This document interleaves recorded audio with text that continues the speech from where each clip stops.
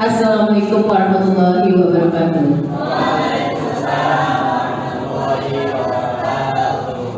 Pertama-tama mari kita panjatkan puji pujian dari Rabbi yang telah melimpahkan rahmat dan daya kepada kita semua, sehingga pada hari ini kita dapat berkumpul dan bermuja dalam acara diseminasi budaya positif. Salam serta salam tercurah kepada junjungan besar kita Nabi Muhammad SAW beserta keluarga para sahabatnya. Semoga kita semua menerima syafaatnya di yaumul akhir. Amin amin ya rabbal alamin. Bapak Ibu yang kami hormati, izinkan saya sebagai pembawa acara seminar membacakan susunan acara. Yang pertama adalah pembukaan, kedua pemaparan diseminasi budaya positif, tiga tanya jawab atau diskusi, dan terakhir adalah penutup. Mari kita buka acara ini dengan membaca basmalah. Bismillahirrahmanirrahim. Selanjutnya pemaparan diseminasi budaya positif oleh Bapak Muhammad Nadi SPD, CGP Angkatan 11 Kabupaten Cirebon. Disilakan.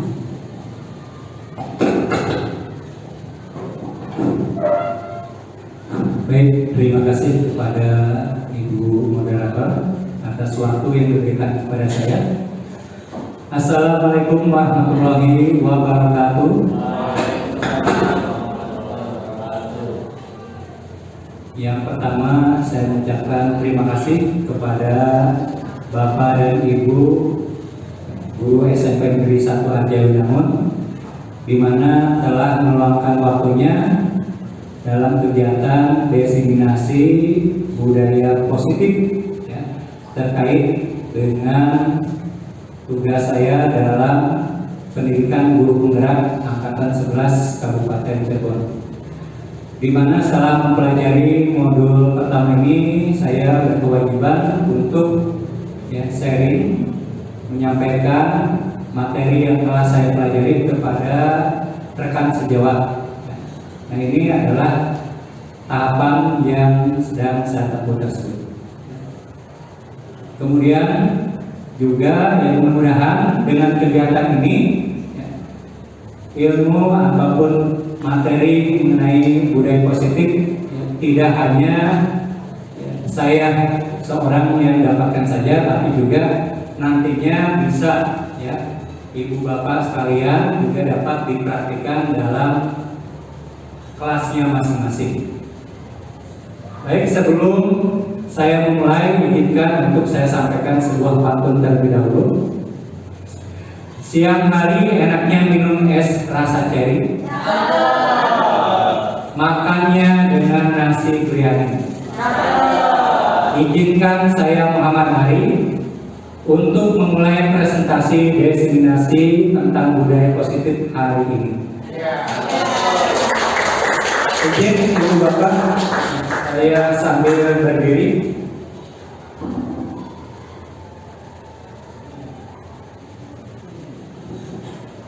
Baik, mudah-mudahan ini dapat menjadi artinya motivasi kita semua untuk sama-sama menerapkan budaya positif di sekolah kita yang tercinta ini.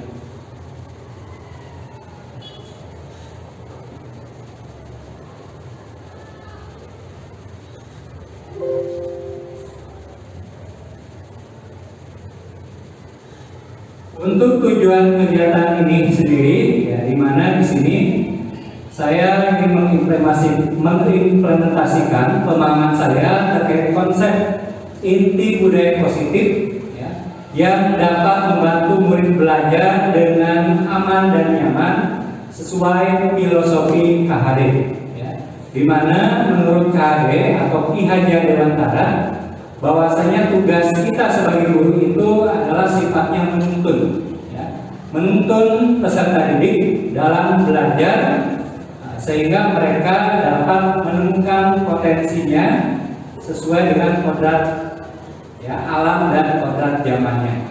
Kemudian di sini saya ingin membagikan pemahaman dan pengalaman saya dalam mempelajari modul tentang budaya positif kepada rekan sejawat di sekolah, yaitu pada kesempatan ini kepada ibu bapak sekalian. Nah, sebelum lebih lanjut, di sini ada pertanyaan pemantik ada pertanyaan mengapa apa pentingnya menciptakan suasana positif di lingkungan sekolah atau kelas kita masing-masing. Nah, silakan barangkali ada dari ibu bapak sekalian yang ingin memberikan tanggapan mengenai apa pentingnya menciptakan suasana positif di lingkungan sekolah atau kelas kita masing-masing. Ya, silakan Ibu Nini. Menciptakan suasana positif di lingkungan sekolah ataupun kelas kita itu dapat membantu pembelajaran lebih menyenangkan dan juga menanamkan karakter positif untuk peserta didik.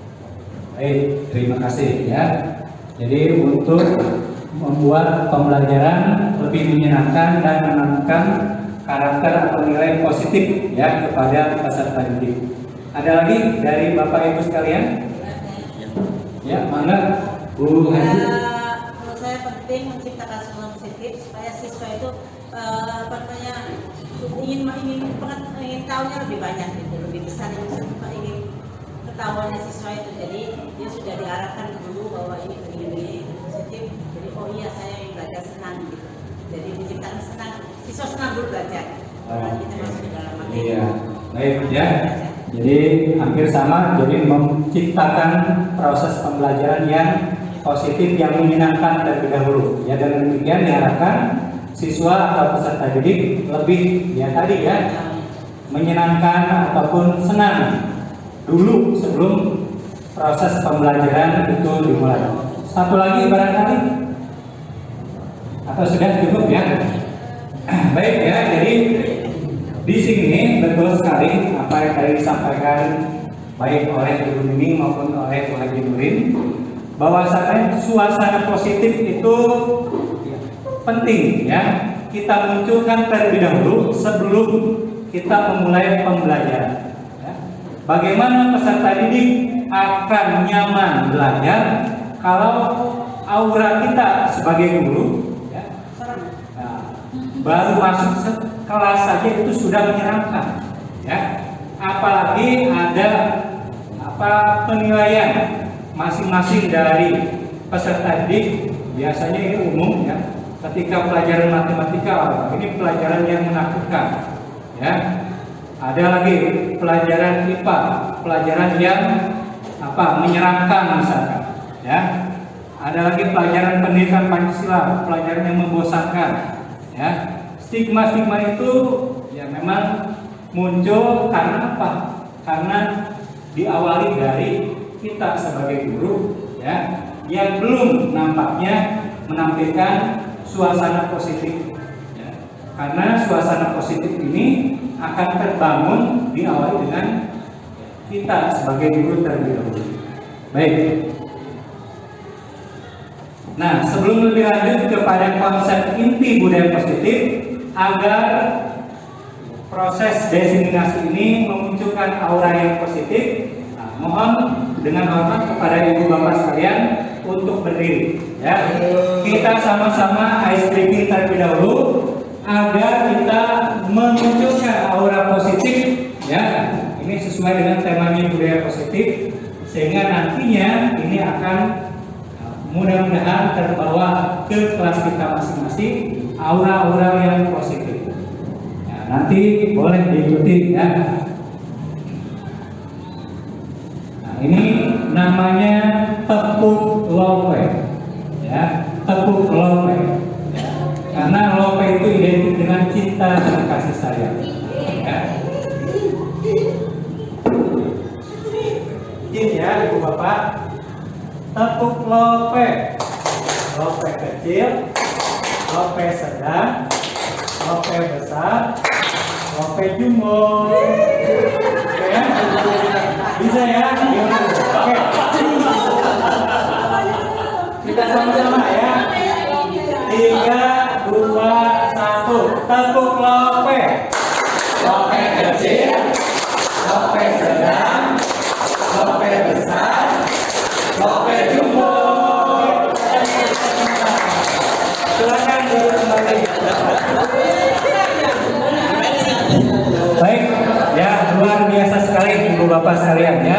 Mudah-mudahan dengan diawali dengan tepuk lope tadi, kita akan membawa cinta dan kasih sayang dalam menunaikan budaya positif ke sekolah ataupun ke kelas kita masing-masing. Nah, konsep inti budaya positif, nah di sini setidaknya ada 8. Yang pertama, perubahan paradigma belajar. Kemudian yang kedua tentang disiplin positif. Ketiga, tentang nilai-nilai kebajikan. Keempat, tentang kebutuhan dasar manusia. Kelima, tentang motivasi perilaku manusia. Dan keenam, tentang posisi formal guru. Ketujuh, tentang keyakinan kelas. Dan kedelapan, tentang segitiga restitusi.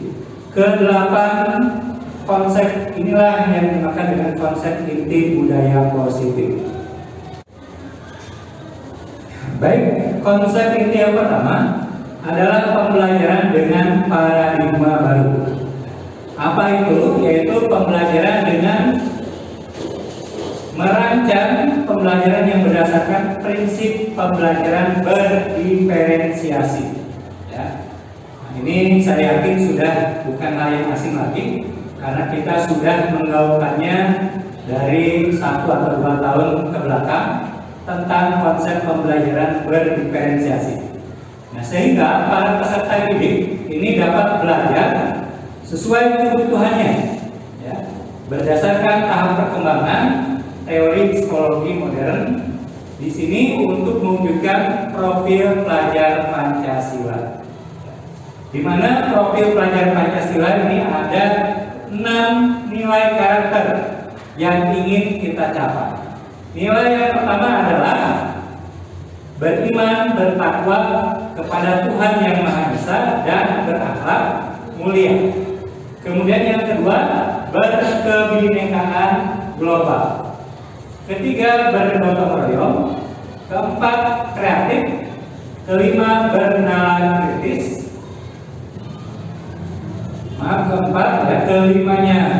Keenam, mandiri.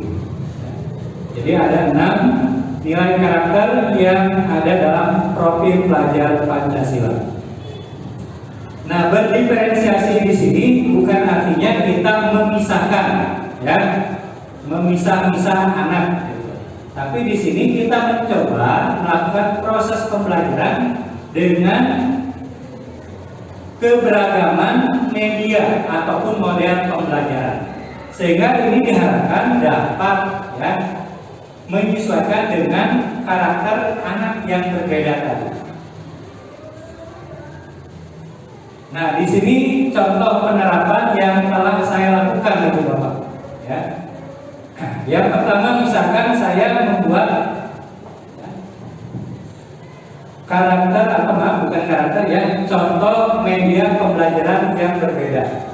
Di sini ada saya menggunakan media balok dan paku.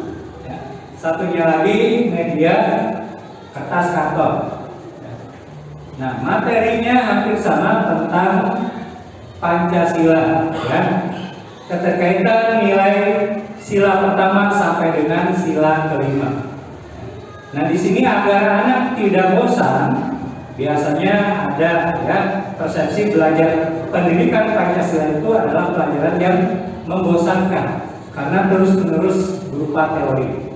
Agar tidak membosankan, saya mencoba triknya ya tadi dengan menggunakan media yang berbeda. Nah, seperti di sini menyusun, ya, susunan paku, ada 10 paku. Bagaimana caranya paku tersebut bisa berdiri dalam satu paku yang menancap pada satu balok. Nah, di sini diibaratkan kaitan 5 sila, ya. Satu paku yang menancap ini adalah sila yang pertama, sementara ke-10 paku lainnya adalah pengamalan sila kedua sampai sila kelima. Karena sila pertama ini adalah yang mendasari pengamalan sila-sila berikutnya. Nah, ini sampai 2 kali pertemuan, ya, anak baru bisa ketemu solusinya, ya. Pada prosesnya alhamdulillah kelas tamat, ya.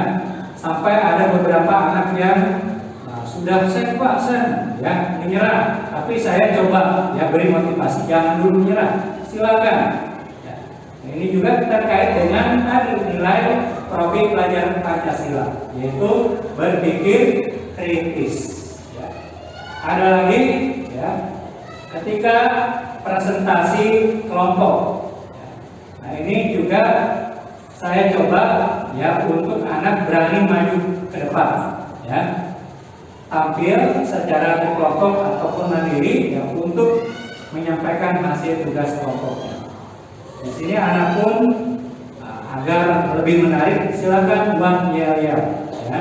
Nah di sini ada satu kelompok yang yel-yelnya ini membuat saya terharu, Ibu Bapak, ya, karena baru pertama ya seumur hidup saya menjadi seorang guru, ya, ini nama saya disisipkan dalam yel-yel, ya, dan juga ini kelompok yang sangat spesial menurut saya, ya, karena memang tadi itu izin saya menampilkan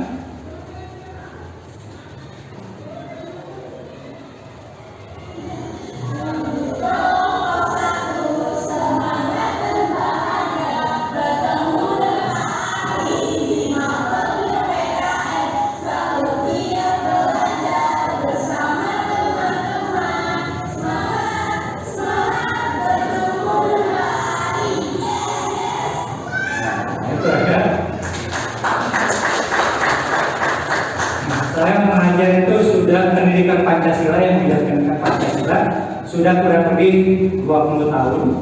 Baru sekarang nih, ya, ada anak yang merasa gembira, bahagia belajar pendidikan Pancasila, ya. Ini anak-anaknya Pak Panji, ya. Ya, alhamdulillah, sebuah kebanggaan tersendiri, ya.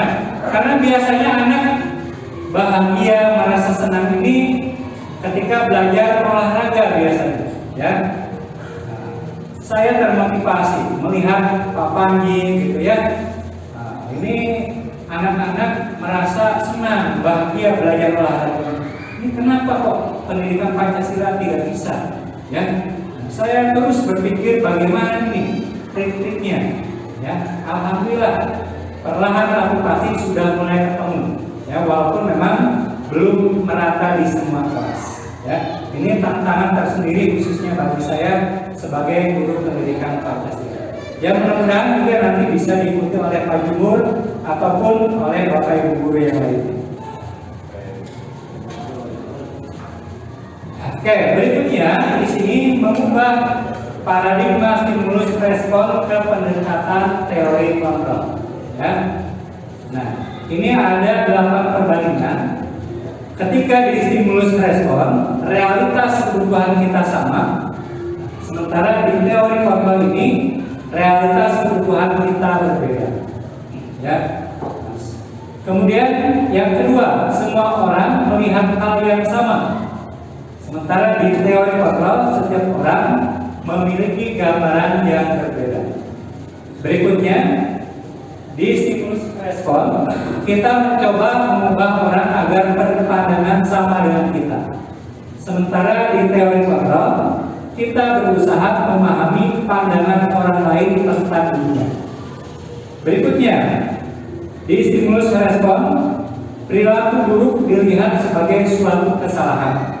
Sementara di teori kontrol, semua perilaku memiliki tujuan. Kemudian yang kelima, orang lain bisa mengontrol saya, sementara di teori kontrol hanya Anda yang bisa mengontrol diri Anda. Berikutnya, saya bisa mengontrol orang lain, tapi di teori kontrol ini Anda tidak bisa mengontrol orang lain.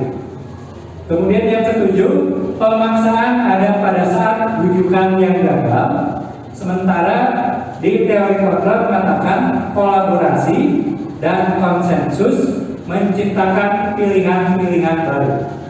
Selanjutnya yang terakhir dalam stimulus respon, model berpikir menang atau kalah, kontrol model berpikir menang-menang. Nah, biasanya kita sebagai guru ini lebih berada di posisi stimulus respon. Kita coba lihat poin yang ke-8.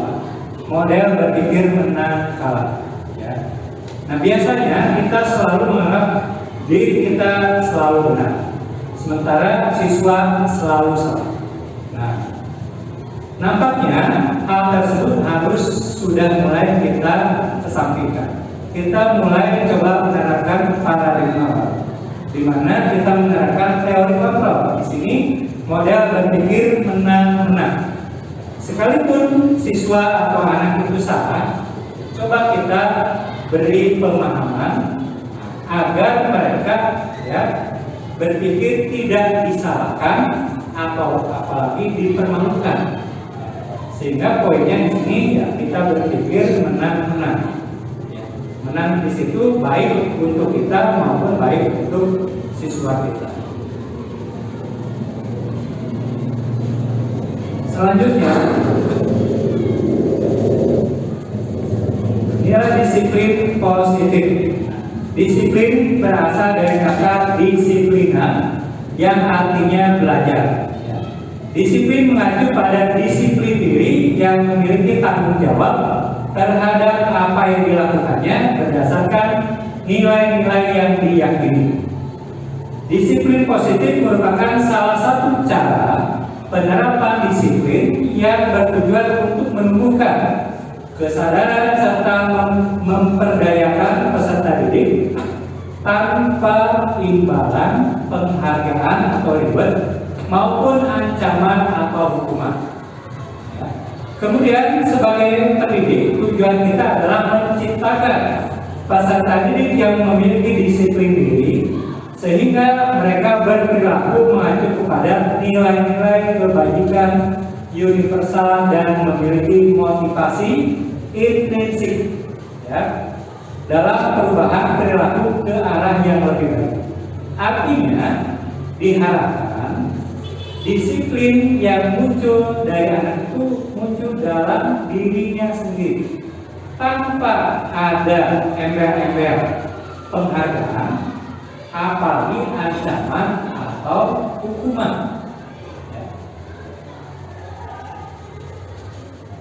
Nah, di sini ada nilai-nilai kebajikan terlepas dari keberagaman suku, perbedaan agama, bahasa maupun latar belakangnya. Makanya di sini kenapa dikatakan nilai kebajikan universal? Karena berlaku dimanapun tanpa melihat tadi suku, bangsa, agama, ras, golongan dan yang lain. Contoh nilai kebajikan institusi atau organisasi. Seperti yang tadi profil pelajar Pancasila, beriman, bertakwa kepada Tuhan Yang Maha Esa, dan berakhlak mulia, berkebinekaan global, gotong royong, mandiri, kreatif, dan bernalar kritis. Kemudian dari Ibo Primary Years Program PYP ada nilai toleransi, rasa hormat, integritas, mandiri, menghargai, antusias, empati, keingintahuan, kreativitas, kerjasama, percaya diri, dan komitmen. Dan ada dari keterampilan hidup atau life skill, dapat dipercaya, lulus hati, pendengar yang aktif, tidak merendahkan orang lain, dan memberikan yang terbaik dari dirinya. Sekarang kita berefleksi, Bapak. Nilai-nilai kebajikan apa yang Anda berupaya atau berusaha tanamkan pada murid-murid Anda di kelas dan sekolah Anda? Jadi nilai-nilai kebajikan apa nih? Yang Ibu Bapak telah coba tanamkan kepada murid-murid atau siswa-siswa Bapak di kelas yang Ibu Bapak. Barangkali ada yang memberi tanggapan? Ya, Pak Jumur terlebih dahulu, silakan. Nilai kebajikan yang saya tanamkan adalah sebelum belajar, para siswa berdoa terlebih dahulu. Terus ketika kelas masih kurang bersih, dibersihkan terlebih dahulu. dan mengabsen siswa-siswi yang hadir atau tidak hadir. Baik, ya. Jadi berdoa terlebih dahulu sebelum memulai pelajaran. Kemudian mengecek, memastikan kebersihan lingkungan kelas dan ya mengabsen, mengkonfirmasi kehadiran siswa. Berarti itu secara kontinu dilakukan Pak Jumur ya. Baik, ya. Nah, itu salah satu contoh menanamkan nilai-nilai kebajikan yang telah dilakukan oleh Pak Jumur. Dari yang lain barangkali, ya silakan Bu Lan. Nilai-nilai kebajikan yang saya tanamkan pada murid-murid di kelas ini terutama berkaitan dengan disiplin. Ya, memang cakupannya sangat luas sekali karena disiplin ini menurut saya merupakan fondasi awal dari siswa agar menciptakan suatu karakter dari siswa tersebut. Nah, apa saja disiplin yang saya terapkan? Yang pertama mulai dari tepat waktu untuk masuk kelas, terutama dalam pembelajaran. Yang kedua yaitu mengerjakan tugas atau PR yang diberikan. Selain itu juga terutama berkaitan dengan hal kebersihan kelas. Ya, kebersihan kelas ini sangat penting sekali untuk menanamkan rasa tanggung jawab kepada mereka, terutama bagi mereka yang memiliki jadwal tiket mungkin di hari tersebut. Itu salah satunya di antaranya. Baik, terima kasih Bu Lan ya. Jadi yang disampaikan tadi Bu Lan tentang penanaman nilai disiplin. Di antaranya adalah datang atau masuk ke kelas tepat waktu. Ya, ini baik sekali ya. Kemudian juga tadi ya memastikan lingkungan kelas bersih ya, seperti yang sama dilakukan oleh Pak Jumur. Satu lagi barangkali ada yang mau menambahkan? Cukup? Oke ya. Nah ini semuanya tepat ya. Barangkali juga saya percaya ibu bapak yang lain juga telah melakukan upaya-upaya menanamkan nilai-nilai kebajikan dalam ya, kelas yang diampunya masing-masing terhadap siswanya masing-masing. Baik, selanjutnya mengenai kebutuhan dasar manusia. Yang dimaksud dengan kebutuhan dasar manusia di sini adalah segala sesuatu yang kita lakukan untuk mendapatkan apa yang kita inginkan. Seluruh tindakan yang kita lakukan semuanya memiliki tujuan tertentu, dan semua usaha terbaik yang kita lakukan adalah dalam rangka agar kebutuhan tersebut atau kebutuhan dasar kita dapat terpenuhi dengan baik. Nah, di sini ada 5 dasar kebutuhan manusia. Yang pertama adalah bertahan hidup. Ini biasanya terkait dengan sandang, pangan, dan papan. Ya. Terkait dengan makanan, pakaian, tempat tinggal, keamanan, dan kesehatan. Kemudian kebutuhan yang kedua adalah kasih sayang, ya, dan rasa diterima. Ini bukan begitu Bu moderator ya? Iya. Kebutuhan yang dibutuhkan salah satunya adalah kasih sayang, ya, dan rasa diterima, dipedulikan, berbagi, kerjasama, menjadi bagian dalam kelompok. Kemudian kebutuhan yang ketiga, penguasaan. Nah, ini terkait dengan harga diri, berat ya, harga diri. Keinginan untuk dianggap ya, memimpin, berprestasi, diakui dan didengar. Ya. Semua dari kita pasti ya terkadang ingin ya, membutuhkan rasa penguasaan, ingin didengar salah satunya. Kemudian kebutuhan yang keempat adalah kebebasan. Mandiri, memiliki pilihan, mencoba terhadap hal-hal yang baru, mampu mengendalikan arah dirinya. Dan yang terakhir, kebutuhan terkait dengan kesenangan, ya. Bermain, humor, antusiasme, tertawa.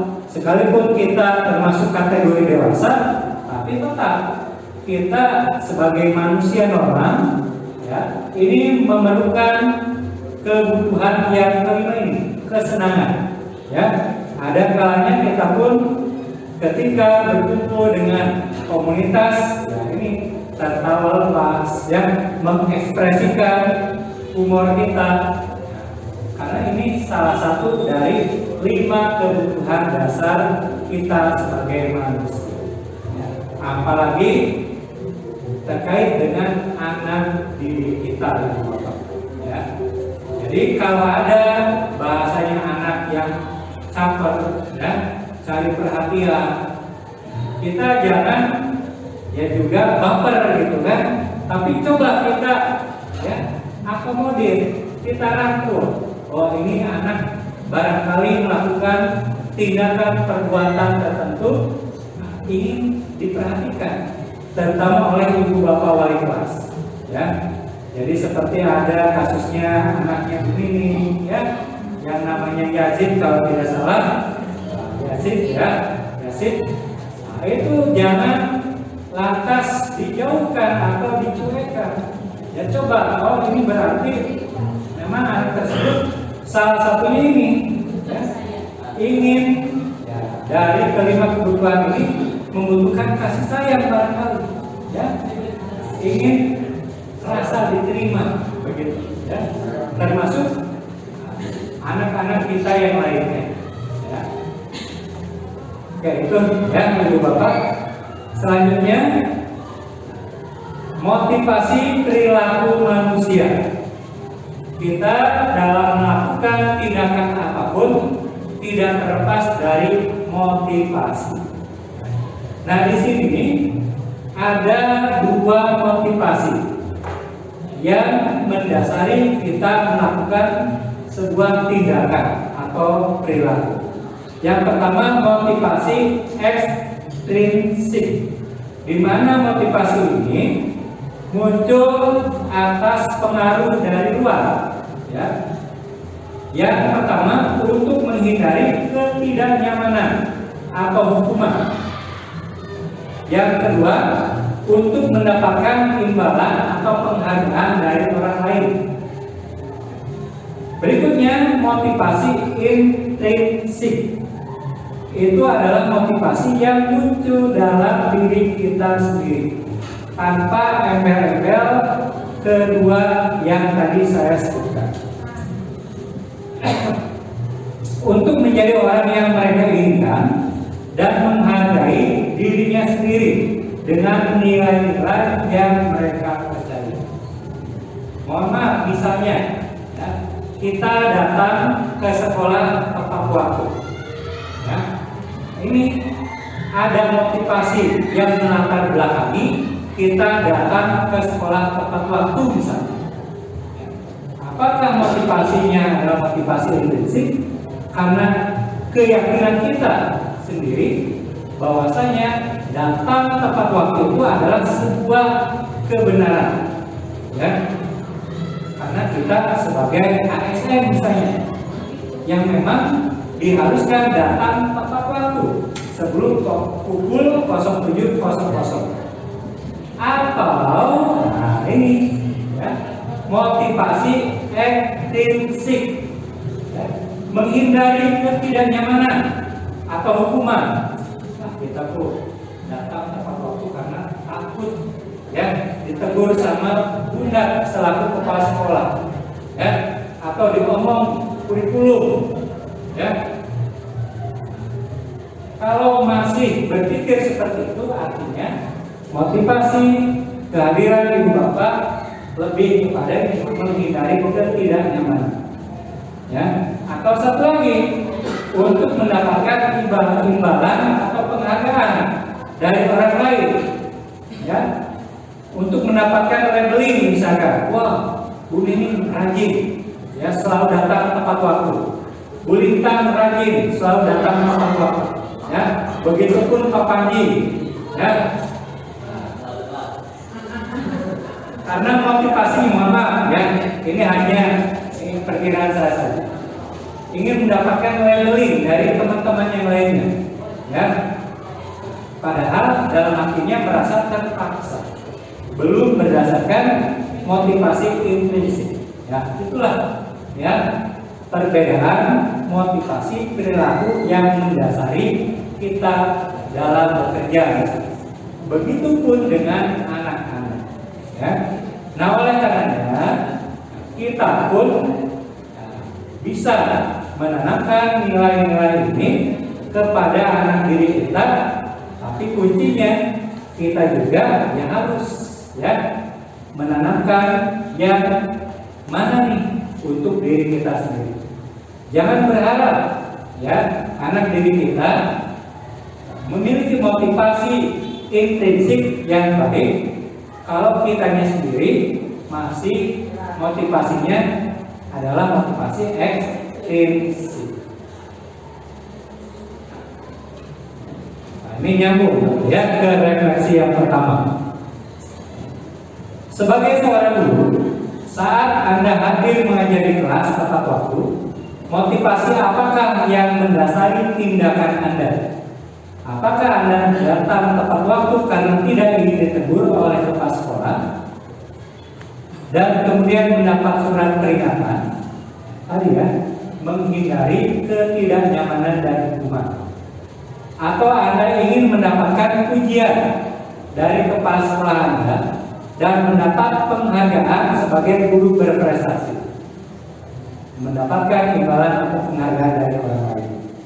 Atau Anda ingin menjadi orang yang menghargai waktu, menghargai diri Anda sendiri sebagai teladan bagi murid-murid Anda karena Anda percaya tindakan Anda sebagai guru akan dicontoh oleh murid-murid Anda menghargai nilai-nilai diri sendiri. Pertanyaannya, ya, manakah motivasi yang paling kuat yang mendasari tindakan Anda? Atau bahkan kombinasi dari dua motivasi atau bahkan ketiga-tiganya? Ya, silakan, barangkali dari Ibu Bapak ada yang ingin memberikan tanggapan terhadap refleksi yang pertama.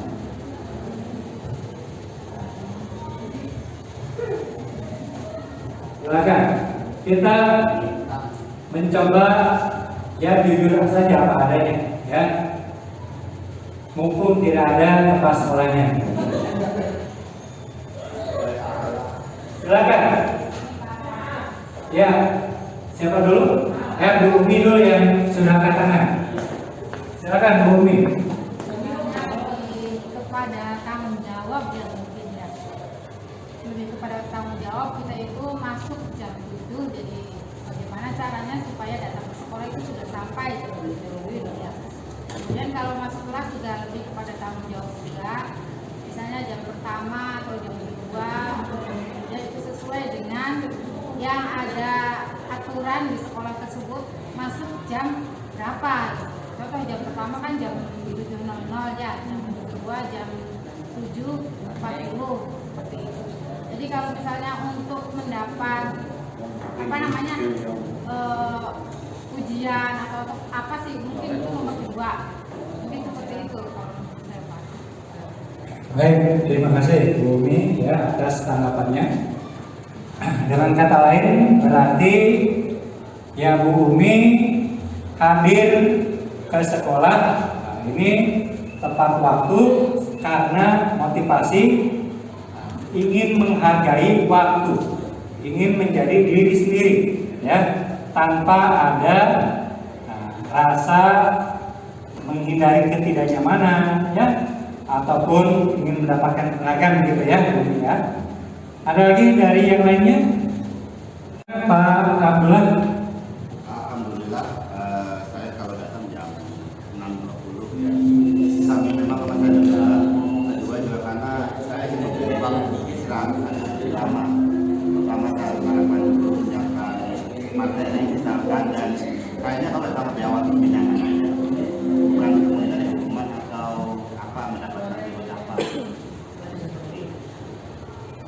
Terima kasih Pak ya. Jadi menurut Pak Ab tadi Pak Ab sudah datang ke sekolah lebih awal ya. Karena saya pun menyaksikan ya, insya Allah pernyataan dari Pak Ab itu memang tepat ya. Karena saya menyaksikan Pak Ab itu kadang datang lebih dulu dari saya atau setelah saya ya. Kita balapan ya. Tapi balapannya dalam hal kebaikan. Dan insya Allah kita memang mencoba tadi menghargai waktu dan ingin menjadi ya teladan bagi murid-murid kita ya. Mudah-mudahan ini pun bisa ya ditiru oleh ibu bapak yang lainnya ya. Selanjutnya refleksi yang kedua ini ibu bapak ya. Nah, bila di sekolah kita tidak ada peraturan yang mengharuskan kita datang tepat waktu, tidak ada surat teguran ya dari kepala sekolah, dari kurikulum kita datang terlambat, tidak ada atasan yang memuji, tidak ada ya yang rewel ibaratnya, apakah kita akan tetap datang tepat waktu untuk mengajar murid-murid kita? Ya, jelaskan alasannya. Silakan. Ya boleh. Ya, Bu Haji, mangga. Dari saya berpulang ke pendapat Ibu Diana, sudah kewajiban kita. Walaupun ada kepala sekolah, tidak ada kepala sekolah, ya kita tetap ngajar yang ngajar saja. Itu juga kewajiban kita. Kita dibayar itu seperti yang Ibu Bunda katakan juga supaya kita berkah. Jadi walaupun tanpa kepala sekolah, tidak ada kepala sekolah, ya insya Allah kita sih sudah ya guru-guru di sini juga saya tahu terbiasa tidak lillahi kepala sekolah ya. Jadi ngajar itu berdasar tanggung jawab kita. Mungkin hanya itu aja Pak. Wah, keren ya. Mari lebih sekali ya, keren bahasanya ya. Lillahi ta'ala ya. Baik, bertanggung jawab ya. Ada lagi pendapat yang lainnya? Ya, dari Pak Gampang ini. Silakan. Ya, berbicara masalah tentang masuk jam 7 meskipun tidak ada penggede ataupun penguasa, karena berbicara masalah tanggung jawab kita selaku ASN atau guru bukan hanya di mata manusia, tapi juga di mata Tuhan.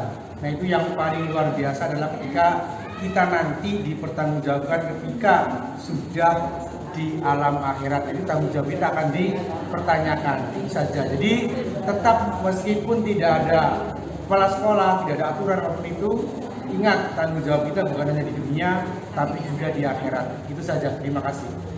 Masya Allah. Ya, tepuk tangan untuk Pak Gampang ya. Saya ini langsung tapi ngeri-ngeri sedep loh. Ini berapa orang di sini ya? Nah, ini paling tidak 5 orang yang ada di sini ini harus konsekuen ya dengan apa yang sedang kita bahas di sini. Karena tadi ini sekalipun tidak ada ya yang mengawasi kita, kepala sekolah atau siapapun, kita tetap berkomitmen datang melaksanakan tugas kita sesuai waktu yang ditentukan. Karena tadi ya tanggung jawab kita. Dan nanti pun kita akan dimintai pertanggungjawaban bahkan sudah sampai ke akhirat ya, ngeri ya. Tapi insya Allah saya percaya kita semua bisa melakukan ini ya dengan baik Ibu Bapak ya. Selanjutnya, nah di sini ada 3 perbedaan. Sekalipun mirip-mirip tapi berbeda. Ada hukuman, konsekuensi, dan restitusi. Ya. Kita bandingkan yang pertama dalam hukuman tidak terencana atau tiba-tiba. Kemudian murid tidak tahu apa yang akan terjadi karena tidak pernah dilibatkan. Kemudian bersifat satu arah, ya, karena tadi ini yang menentukan lebih kepada yang memberi hukuman. Di sini biasanya Bapak Ibu guru. Kemudian berupa hukuman fisik atau psikis. Selanjutnya konsekuensi. Ini lebih terencana, disepakati sesuai peraturan. Kemudian murid tetap dibuat tidak nyaman. Kemudian yang ketiga, sikap guru selalu memonitor murid. Selanjutnya restitusi. Ya, apa sih restitusi? Ya, nanti ya. Paling tidak di sini kita beri gambaran restitusi adalah proses menciptakan kondisi bagi murid untuk memperbaiki kesalahan. Dan yang kedua, prosesnya dilakukan secara kolaboratif yang mengajarkan murid untuk mencari solusi sendiri. Misalnya begini Ibu Bapak, ya. Ada ya taruhlah anak yang datang terlambat. Ada anak yang datang terlambat. Ya. Selama ini biasanya kita langsung memberikan hukuman.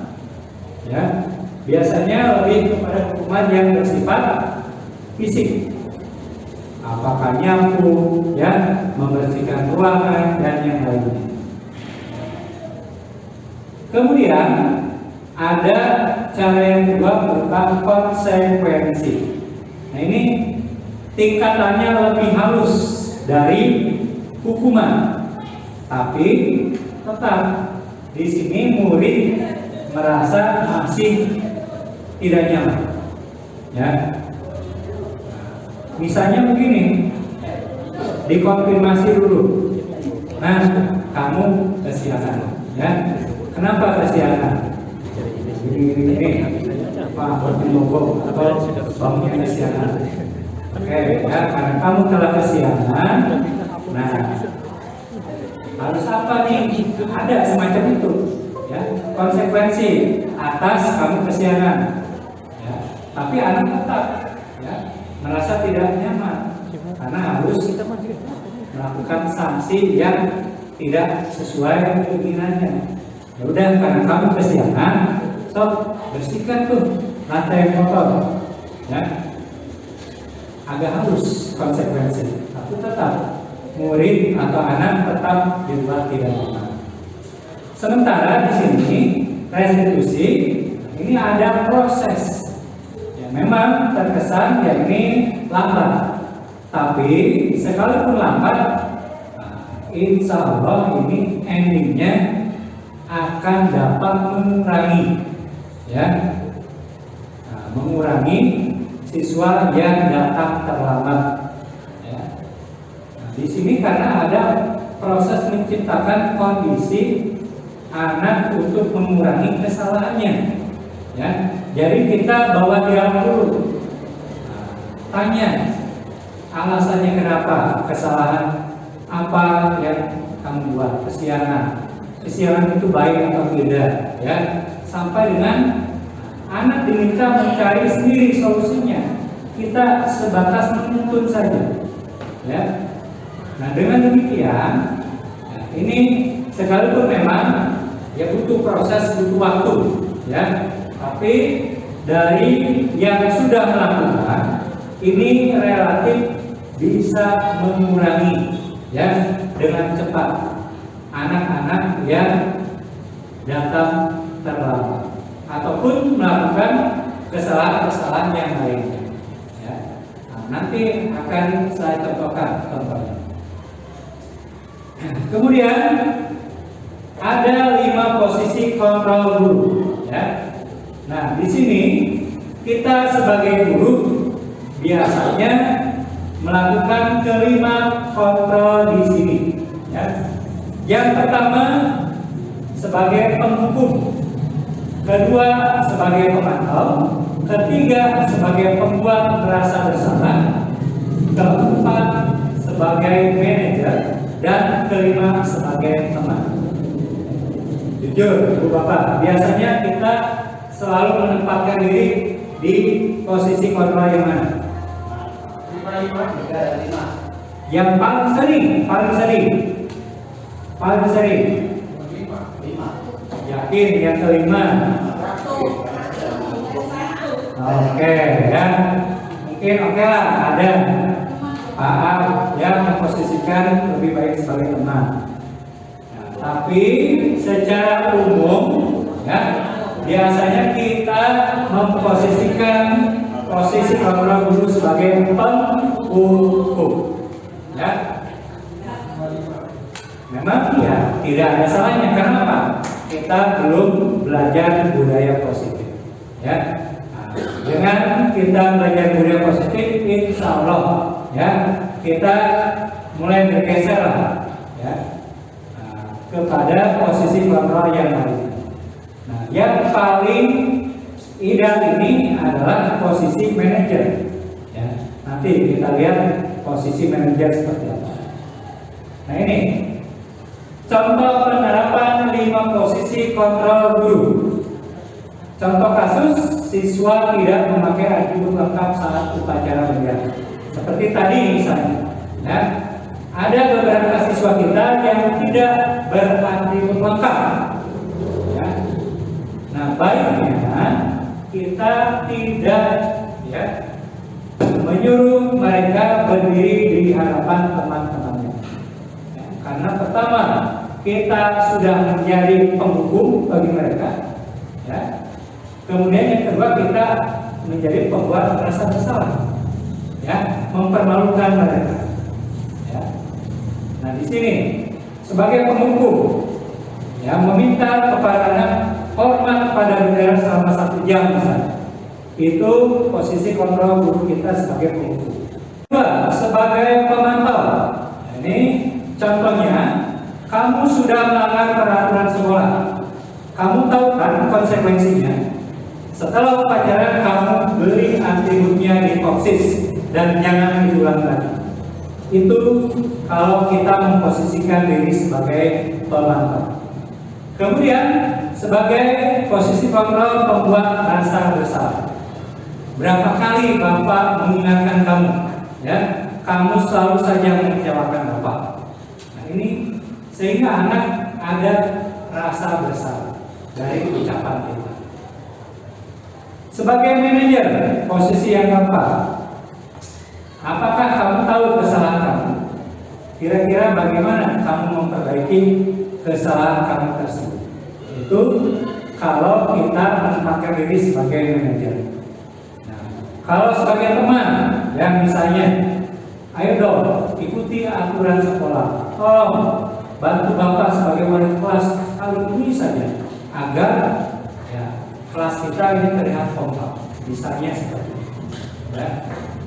Tinggal di sini ya, mulai sekarang kita coba menempatkan diri kita paling tidak berada di posisi manajer atau ya, teman.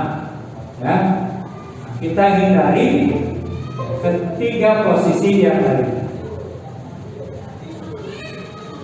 Nah, selanjutnya kita beralih kepada keyakinan kelas. Ya. Mengapa keyakinan kelas? Mengapa bukan peraturan kelas? Jawabannya ini, kita berefleksi kembali. Jawablah pertanyaan-pertanyaan berikut. Mengapa kita memiliki peraturan tentang penggunaan helm pada saat mengendarai kendaraan roda 2 atau motor? Kemungkinan jawaban yang diberikan ibu bapak ini karena adalah untuk keselamatan. Ya, keselamatan. Kita tahu betul mengenakan helm itu adalah sebuah peraturan lalu lintas. Tapi lebih dalam lagi kita meyakini ya fungsi helm, kita memakai helm itu tiada lain dan tiada bukan untuk keselamatan. Contoh yang kedua, mengapa kita memiliki peraturan tentang penggunaan masker dan mencuci tangan setiap saat misalnya? Ya. Selain itu sebuah aturan, kita dalam diri pasti menjawab ini. Jawabannya untuk kesehatan, karena kita meyakini ya, mencuci tangan, mengenakan masker ya, upaya bagian dari kita untuk menjaga kesehatan. Jadi tadi poinnya, keyakinan kelas itu adalah keyakinan yang dipercayai kebenarannya yang muncul dalam diri kita masing-masing dan dibangun atas kesepakatan bersama. Dengan siapa? Tentunya dengan anak didik kita. Ya. Kalau kita sebagai guru mapel, bisa sebelum memulai pembelajaran kita membuat kesepakatan yang nantinya menjadi keyakinan kelas. Apalagi sebagai wali kelas, ya, bisa menjadi keyakinan kelas sehingga anak itu dapat belajar dengan aman, nyaman, dan menyenangkan. Dan kita pun sebagai wali kelas, ya, ketika ada anak, ya, yang berbuat salah, melanggar, itu kita tidak mesti memunculkan sibuk, ya, memunculkan emosi kita, tapi cukup coba lihat keyakinan kelas kita, apa yang telah kita lakukan, ya. Nah, jadi anak diingatkan tanpa harus dipermalukan, ya. Anak diingatkan tanpa harus kita bentak-bentak, ya. Karena memang tadi sesuai filosofi KHD, anak tumbuh kembang itu sesuai kodrat alam dan kodrat zamannya, ya. Kodrat alam, kodrat zaman kita sebagai guru dengan anak kita sekarang jauh berbeda, ya. Kalau kita menggunakan metode didikan guru-guru kita dulu ketika kita sekolah,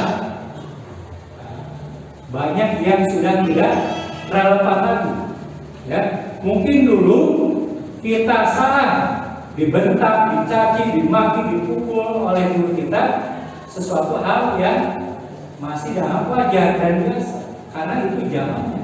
Tapi kalau sekarang itu dilakukan, udah tinggal menunggu kita dilaporkan oleh orang tua ke pihak yang berwajib, ya. Nah, oleh karenanya kita pun juga harus bisa mensiasati tadi dengan membuat keyakinan kelas agar kita dalam mengingatkan anak tidak perlu mengedepankan emosi, tapi cukup memperlihatkan kepada anak ini loh keyakinan kelas yang telah kita sepakati bersama. Nah, di sini pembentukan keyakinan kelas berupa pernyataan universal, ya, yang diyakini kebenarannya tanpa melihat tadi perbedaan suku, bangsa, agama, ya, karena kita yakini nilainya pasti benar menurut agama manapun, menurut suku bangsa mana.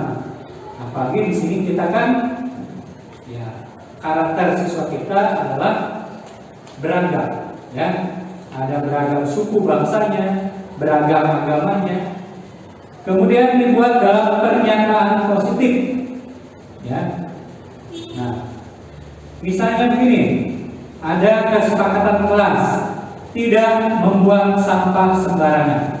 Itu masih ada kata tidak. Kata tidak itu identik dengan kalimat negatif, ya, tidak membuang sampah positif. Nah, kita perharus menjadi kalimat yang positif.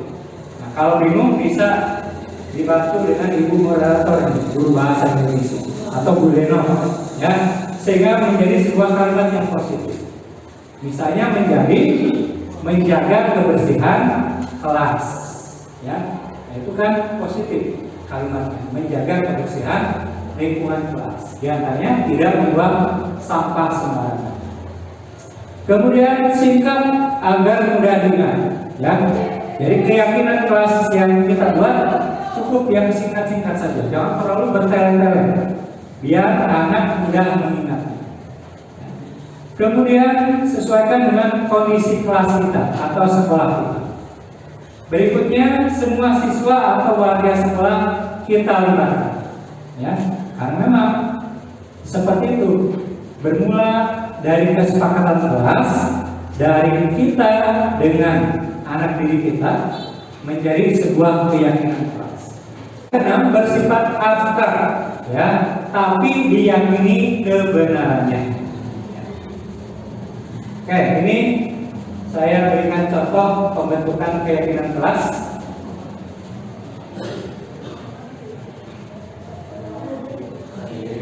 Baik, selamat pagi semuanya. Bagaimana kabarnya ini? Semuanya dalam kondisi baik. Ya. Nah, pada pertemuan kali ini kita akan menyepakati kesepakatan terlebih dahulu sebelum kita melanjutkan ke pembelajaran. Ya. Nah, yang dirasakan kalau kalian tahu adalah tentang peraturan kelas atau sekolah. Sekarang kita akan menyebutnya menjadi kesepakatan kelas. Karena kalau peraturan itu sifatnya lebih ya kepada aturan yang sepihak. Sementara kalau kesepakatan kelas ini adalah kesepakatan antara kalian dengan kelas. Ya, dengan di sini kita sudah siapkan kertas yang boleh kalian isi mau isi apapun terkait dengan proses pembelajaran.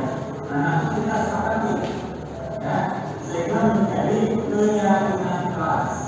Jadi kalau ada yang melanggar misalnya ya ada yang tidak mengusulkan tugas atau tidak memperhatikan kita harus dan menjelaskan, tapi tidak mesti sampai masalah ya sampai harus titik kayak gitu ya kesepakatan kita bersama sehingga menjadi keyakinan kelas.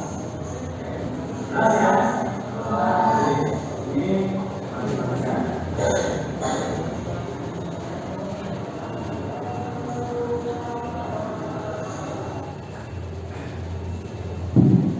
Baik, Ibu Bapak, ya. Ini saya cut dulu karena secara kalau dilihat penuh ini makan waktu juga.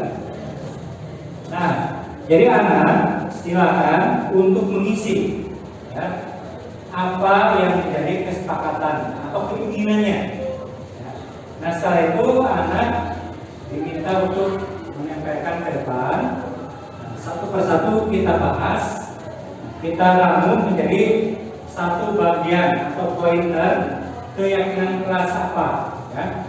Seperti ada anak yang ingin misalkan membawa HP ketika belajar ya.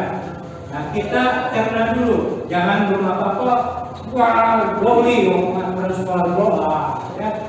Nah, itu kan tidak menampilkan ini kesepakatan, namanya kan kesepakatan. Jangan sampai anak belum apa-apa sudah disalahkan atau ya keinginannya kita mentahkan. Tapi kita coba berikan pemahaman. Seperti saya, oh ya boleh. Nah ini berarti ini masuknya keyakinan taat terhadap ketentuan yang berlaku. Nah, paling nanti ketika diperlukan Bapak izinkan kalian membawa HP. Jadi bagaimana kita bisa mengolah kata, ya, sehingga anak tidak langsung dimentahkan keinginannya. Begitu. Nah selanjutnya segitiga restitusi. Nah, ini adalah suatu proses dialog yang dijalankan oleh guru agar dapat menghasilkan murid yang mandiri dan bertanggung jawab. Nah, kenapa dikatakan segitiga restitusi? Karena ada 3 tahapan ya, dalam menyelesaikan suatu permasalahan yang melibatkan anak. Tahapan yang pertama adalah menstabilkan identitas. Kemudian yang kedua, validasi tindakan yang salah. Dan yang ketiga, menanyakan keyakinan. Yang pertama, menstabilkan identitas. Ini sesuai dengan prinsip membuat kesalahan adalah bagian dari proses pembelajaran. Ya. Contoh kalimat yang kita sampaikan kepada anak ketika kita berdiskusi, ya. Berbuat salah itu wajar. Tidak ada manusia yang sempurna. Bapak juga pernah melakukan kesalahan. Ya. Nah, ini adalah menstabilkan identitas. Jadi anak, ya, kita coba untuk membuka diri terlebih dahulu. Selanjutnya validasi tindakan yang salah. Nah, ini berdasarkan prinsip setiap perilaku berupaya memenuhi suatu kebutuhan tertentu. Kalimat yang bisa kita gunakan contoh adalah kamu pasti punya alasan mengapa melakukan hal itu. Ya. Padahal kamu bisa melakukan hal yang lebih buruk dari dia. Terakhir adalah menanyakan keyakinan. Ini berdasarkan prinsip teori kontrol bahwa pada dasarnya kita termotivasi secara intrinsik. Contoh kalimat yang bisa kita gunakan, apa keyakinan kelas kita? Nilai-nilai apa yang telah disepakati bersama?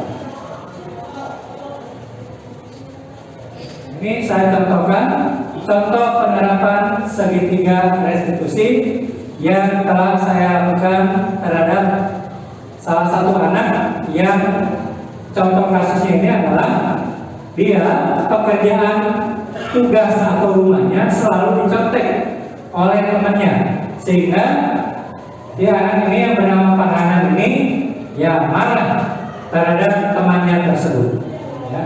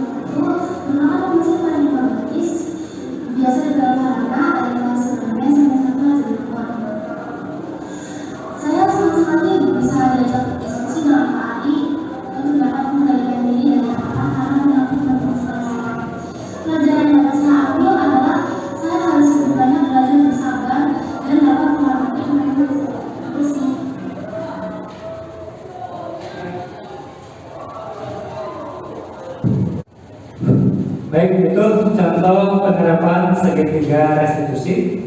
Ya. Nah ini sekali lagi memang butuh proses Ibu Bapak ya. Nah, namun insya Allah setelah dilakukan dari pengalaman yang saya lakukan ini anak akan jauh lebih ya bisa memahami kesalahannya. Ya. Sehingga untuk selanjutnya anak tidak melakukan hal yang sama untuk kedua kali. Demikian Ibu Bapak yang saya hormati, ke-8 konsep inti dari nilai budaya positif yang telah saya sampaikan. Ya mohon maaf apabila dalam penjelasannya kurang ya baik tersampaikan semuanya ya, karena saya pun masih dalam tahap belajar. Saya kembalikan dahulu kepada moderator. Terima kasih kepada Pak Ari yang sudah memaparkan diseminasi budaya positif. Baik Bapak Ibu hadirin, saya ingin mengajak Bapak Ibu untuk bertanya langsung kepada narasumber tentang diseminasi budaya positif. Saya buka pertanyaannya maka kepada Ibu Nuri.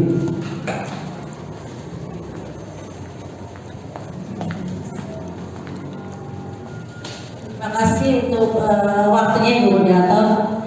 Saya ingin bertanya kepada narasumber.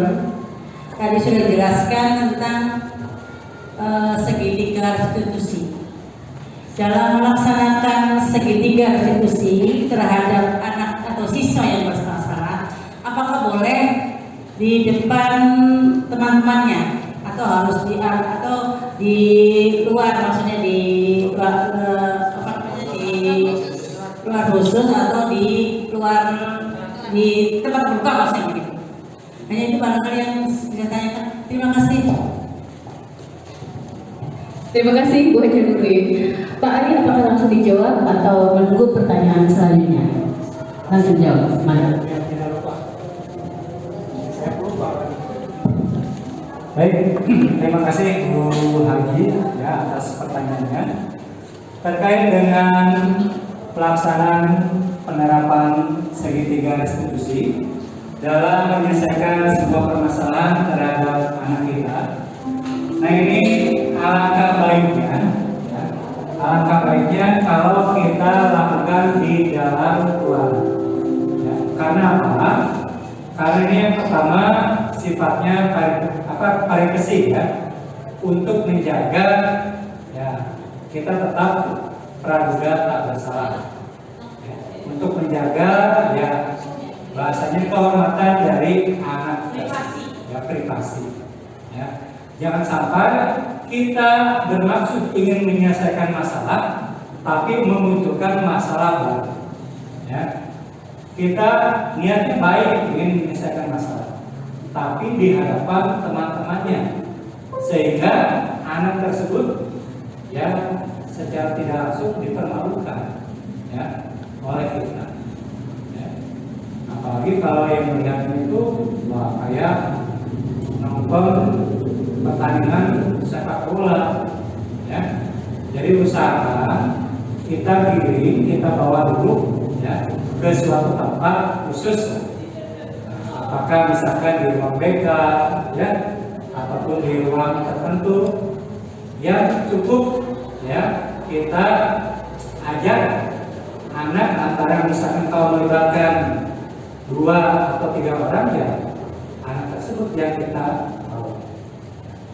Kita usahakan tetap menjaga tadi kebaikan atau kehormatan dari anak tersebut sehingga anak tidak dipermalukan ya, sekalipun anak memang salah. Jadi dengan tahapan segitiga restitusi kita coba ya. Yang pertama kan menstabilkan identitas diri. Katanya ya tadi kamu habis berantem ya sama si Agus. Kenapa sih kalau boleh Bapak tahu? Kenapa sih kalau boleh Ibu tahu? Habisnya kesel sih, lupa. Oh itu ya. Ya wajarlah kalau kamu kesal. Kita stabilkan dulu kita redam dulu emosi. Wajarlah kalau kamu marah. Barangkali kalau ibu atau bapak di posisi kamu, mungkin ibu bapak juga akan melakukan hal yang sama. Ya, kan mulai tuh kita kelihatan ya anak sudah menurun tensinya, emosinya. Ya, jadi jangan langsung kira apa ya, bukannya meredam malah ya emosi juga gitu. Ya. Karena pernah saya dulu menjumpai ya, yang bukan di sini sih, di sekolah dulu saya bertugas, ada guru yang tadi ya mengkonfirmasi tapi dengan emosi yang hampir sama, sehingga anak pun ya bukannya meredam malah bersumpah emosi, ya.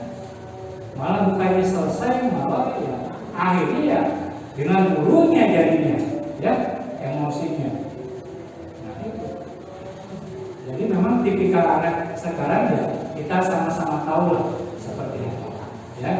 Nah setelah stabil identitas ya emosinya, kita coba ya gali tadi ya, validasi kesalahannya ya, kalau boleh bapak tahu ini kamu berbuat sampai seperti itu kenapa, kan anak juga akhirnya mau berarti akhir tadi kita giring terhadap keyakinan, apakah keyakinan kelas atau keyakinan sekolah. Coba menurut kami ya berkelahi ya, dengan teman itu sesuai dengan keyakinan kita ya, dengan nilai-nilai yang ada setelah itu pasti anak jawab tidak ya.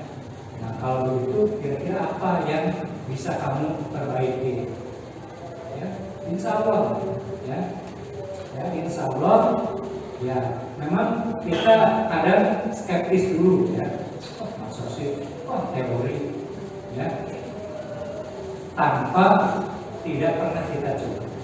Silakan ya. Awalnya ya mindset saya juga sebelum mempelajari modul ini, sebelum ikut dalam pendidikan guru penggerak hampir sama juga ya, teori. Tapi begitu mencoba ya melaksanakannya, ya, mindset saya sedikit berubah, ya, mulai berubah. Ya. Dan ini kalau terus kita gulirkan insya Allah ya, sekalipun tadi memerlukan waktu, tapi tidak masalah.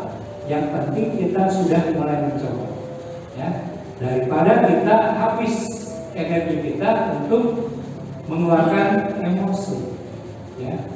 Nah, silakanlah, ini barangkali nanti bisa lebih diperdalam oleh teman-teman dari BK ya, dalam menyelesaikan suatu permasalahan yang melibatkan. Oke, begitu Ibu Haji ya, jawaban yang bisa saya berikan. Ya, insya Allah. Terima kasih Pak Ari. Bu Haji Agati bagaimana? Semoga sudah jelas ya Bu Haji. Baik, pertanyaan selanjutnya silakan kami masih dibuka. Oke Ibu. Terima kasih kepada Ibu Moderator. Pertanyaan saya yaitu dalam mewujudkan budaya positif di sekolah itu kan guru yang memegang peranan sentralnya, dan yang saya akan tanyakan yaitu apa yang dimaksud dengan memegang peranan sentral dan apa memberikan contoh-contohnya. Kemudian ada pertanyaan kedua Pak Ari. Tadi kan dijabarkan ada keyakinan kelas. Saya itu masih bingung keyakinan kelas itu apakah sama dengan kesepakatan kelas. Itu saja dari saya. Terima kasih.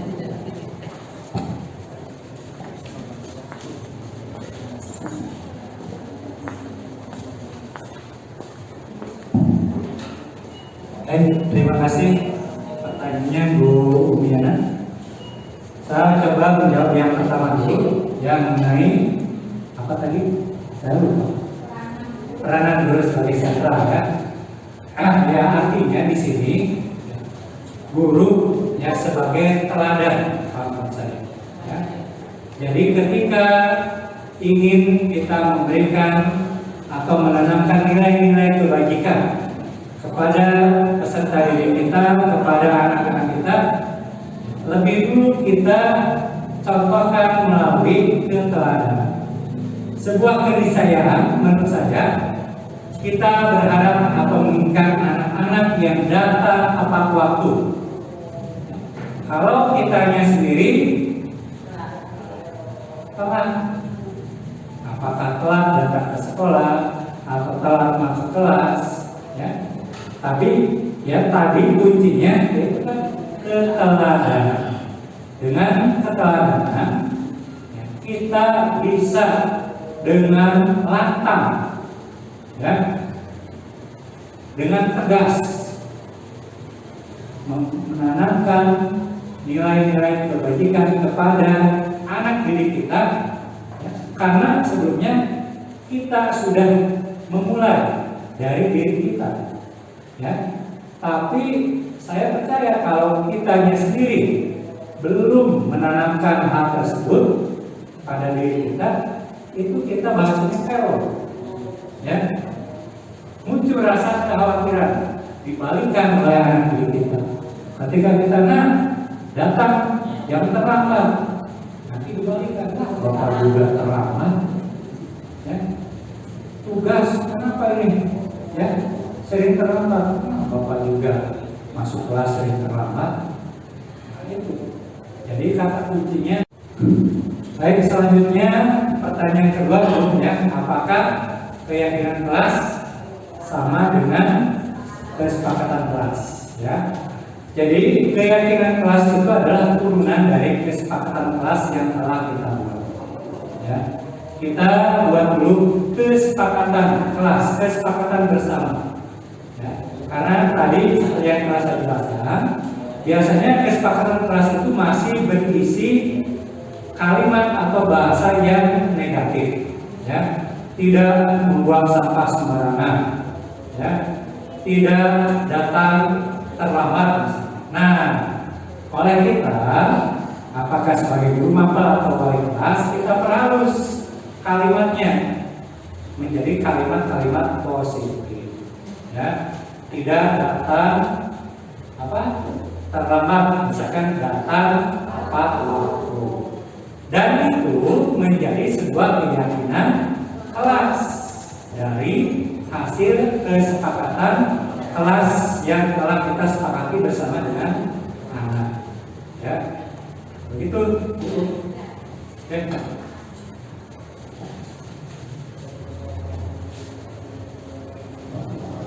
Terima kasih. Sesi tanya jawab selesai. Semoga apa yang dipaparkan oleh Pak Ari memberikan manfaat untuk kita semua. Baik, sebelum acara ditutup ada refleksi terlebih dahulu dari Pak Ari. Mangga Pak Ari.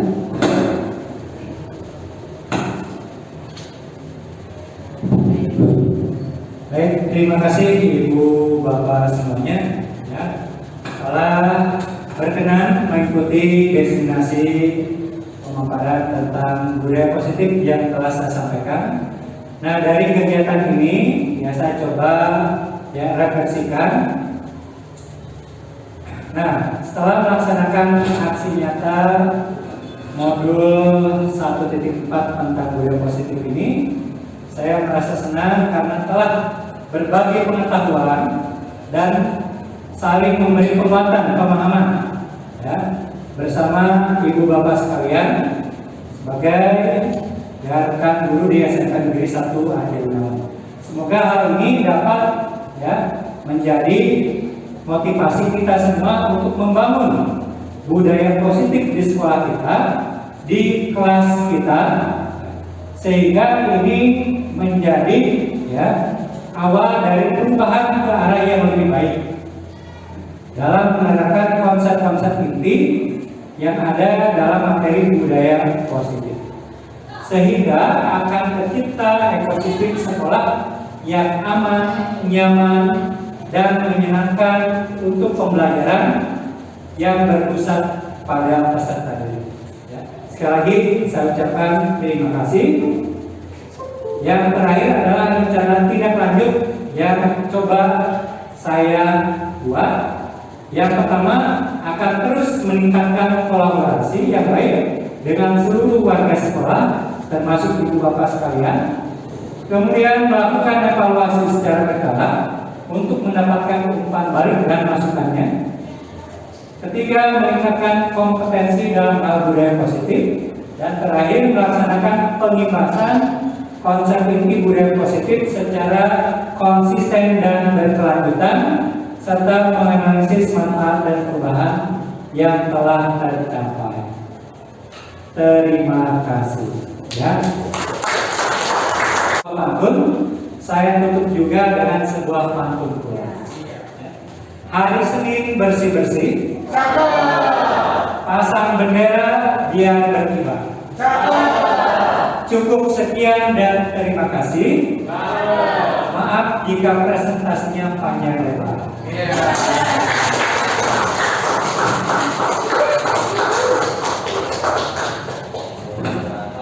Terima kasih kepada Pak Ari yang sedang memaparkan tentang diseminasi budaya positif. Terima kasih juga kepada para hadirin yang telah berpartisipasi. Semoga terinspirasi dan termotivasi.